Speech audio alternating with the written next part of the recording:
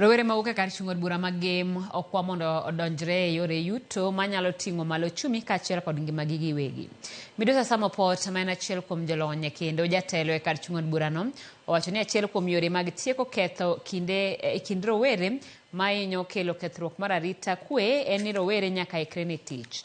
Ka oloso kinde mane upogo odundu mag pii kaachiel kod lep tugo ne rowere ma Kalimbe Youth Group matimo pur e ward ma South Game, Midusa Opot owacho ni magi e achiel kuom yore manyalo miyo rowere weyo geno omenda ma josiasa miyogi kendo keto pachgi e tijegi giwegi.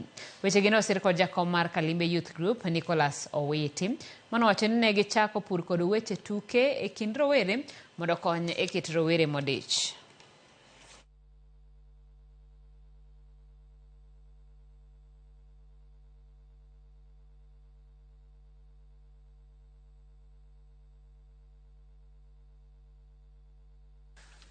Ninabiro limo gi ka mokwongo kakelo nigi kodhi mar onions, cabbage kalure gi gik mane gichako timo. Koro ne gikelo na ywak mar gi rem. Koro an adwaro mana mondo Clarence Call mara en mondo nyithindo duto mane game yudhe okaw example mowuok kuom Kalimbe.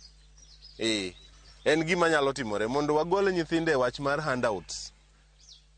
Ni nyathi gokinyi onge gimotimo to ka ja siasa obiro to nyise ni pang line. Koro nobiro go e wang'e nokelonwa kothe kod manyiwa. Bang'e ne wa share kod challenges moko ma bende wan go. Koro wago erokamano kendo kawuono kuom kelonwa uniform, generator, water pump, mipira. Masani wan gi alot, wapidho nduma bende kacha, wan nyaka gi pur mar gwen.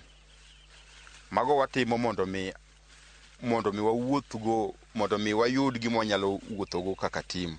Kaw thuolo ni mondo ago erokamano na engineer kuom kaw thuolo ne gi resources ne mondo bi oriwre gi jo yudhewa ma South kendo konygi e choro lekgi mag dongruok. Maduong' adwa nyiso youths across game ni wa embrace jatelo mamiyowa oluw.